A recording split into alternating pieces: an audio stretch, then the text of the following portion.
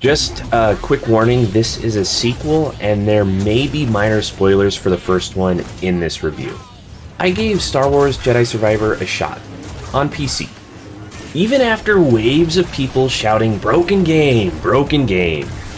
I played enough to review, may have had some problems. You can check for yourself how the livestream went. But first, let's talk about the game. I'm not going to rant about broken gameplay. This is a game review that expands farther than just PC gameplay. So stick around and find out what to expect if you purchase Star Wars Jedi Survivor.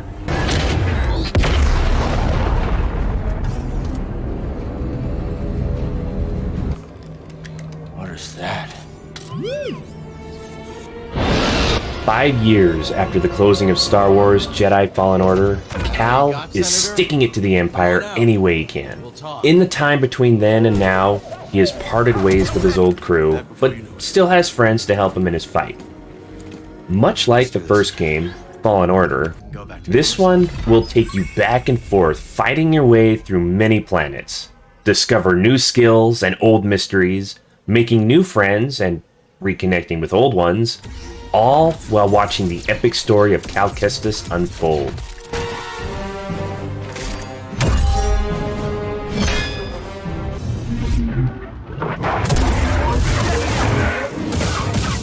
I don't feel like there's a lot of Star Wars stuff out there that isn't okay for the kids.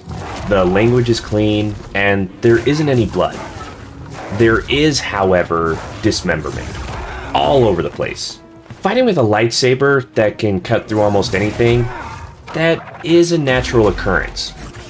The cutting off of limbs is fully shown, but something major like a humanoid's head, that's more implied it was cut off than actually shown.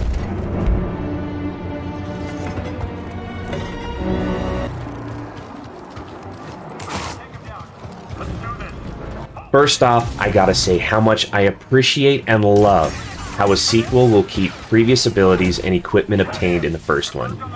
Cal starts off with a double jump, strong force powers, and even the tech that lets him breathe underwater.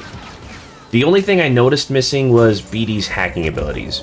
There are some chests that we can't splice into right off, and we couldn't hack robotic enemies anymore.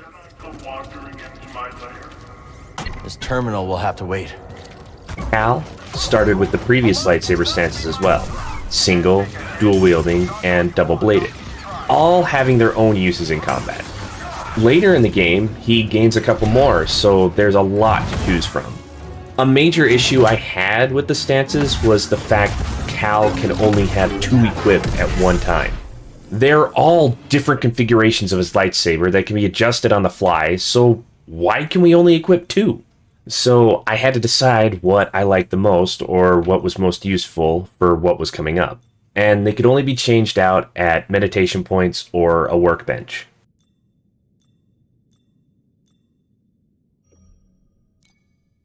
Workbenches are placed throughout every play area. There, I could adjust how my weapons looked, like the color of my lightsaber and the handles. I could also change out BD's parts, really making everything unique to my tastes. Not everything is available right off. The different customizable options are found within chests.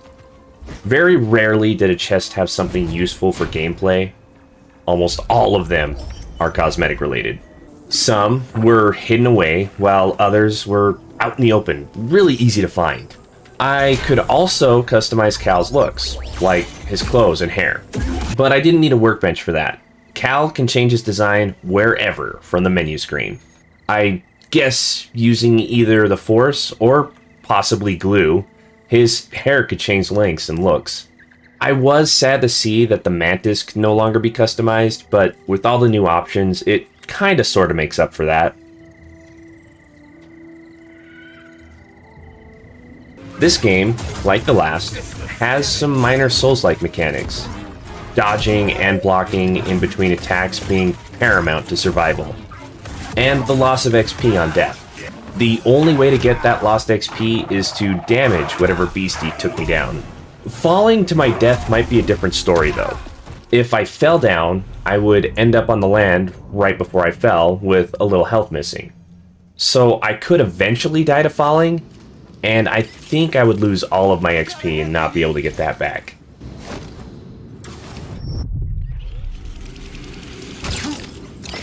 There were also meditation points where I could rest to regain all of my health and replenish my healing items.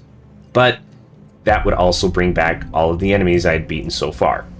I could also apply my experience points to the skills in various trees. There were 3 main sections, all of which broke down into even more. Every fighting stance had its own tree, and there were some trees for force attacks and general survival. All of his ability points can be reconfigured at a meditation point, so you can test a lot of different builds, easily finding out what works best for your preferred playstyle. A neat addition was the perks in this game. Cal had so many slots that he can equip various perks into, increasing different abilities. Some perks were more powerful, taking up more slots, so Cal can't be too overpowered with a lot of perks.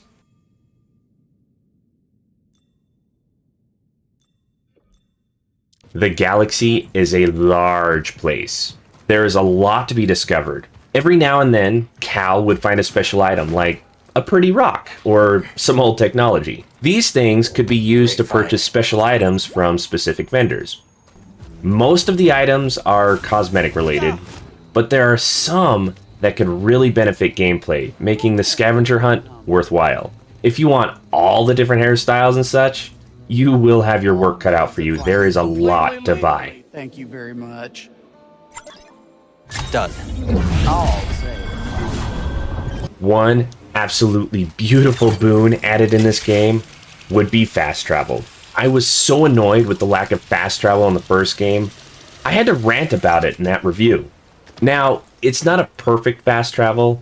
I couldn't jump from planet to planet with it, but I can move from one meditation point to another on the same planet. Unless the story said, no, you can't fast travel right now.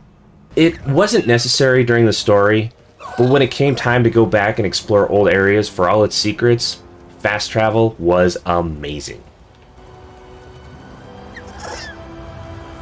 Not a bad view, huh, buddy? Cal can get a lot more friendly with beasts now.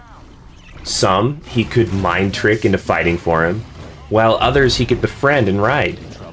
There were different beasts living on different planets that would help Cal out by helping him traverse long distances fast, or giving him a boost so he can reach some high places.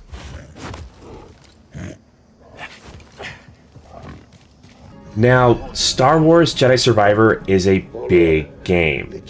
There is a lot to do while moving through the story, and a lot to come back to.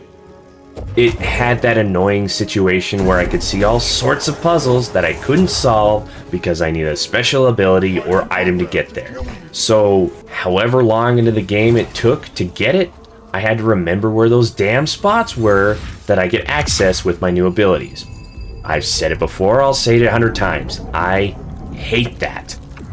There were also a ton of side quests taking Cal through different places full of enemies and puzzles, rewarding him with experience or sometimes even perks. So, if you wanted to complete the entire game, like 100%, it would definitely occupy a lot of your time. For the most part, everything went smoothly. There were a couple times that Cal just couldn't aim correctly while throwing something, or even jumping. I couldn't tell if it may be a slight bug in the game, or if my controller was starting to go out, but considering how many I found and how differently they acted, I'm blaming the game.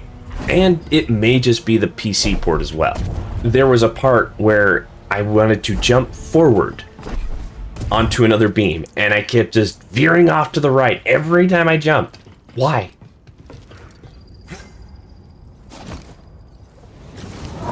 So, I tried live streaming my playthrough of the game. I noticed a little stuttering here and there, but it seemed alright. It was after about 10 hours of gameplay that it just kept crashing. I have since decided to stop the live stream and try playing off camera, and I still can't get away from the crashes. I'm not sure I can even beat it. But enough about me. Let's get these ratings underway. Visually, the game was good. The environments were pretty and didn't clip together or get all blocky. I'm giving it a 4. Cal's story is great. I enjoyed the first game's story, and this one is pleasing as well, even if a little cliche. So I'm going with a 3. Combat gameplay was good. Timing was a little tougher in some battles, depending on how choppy the game got, and sometimes moving around the game outside of combat didn't really work as it should. All in all, I feel like it deserves a 2. Replayability could be high. From my understanding, there is a New Game Plus coming with rewards. I myself don't really feel a need to go through this game again. It wasn't that enjoyable, so that's another 2. In the beginning, I was enjoying myself. The puzzles were testing me and not frustrating, but the fact that I can't play the game and live stream is a huge bummer to me. I did not like going through that. So, I'm giving it a 0. Yeah, that's a number I can give out. If I can't play it, there's no fun to be had, making the average score a 2.2, placing it on the low shelf. Almost mid, but just didn't quite cut it. And maybe I am being a little critical since I played it on PC. Who knows? Maybe I'll revisit this in the future. Anyway, I am now done with this. Time to move on to the next one. I will see you there. Bye!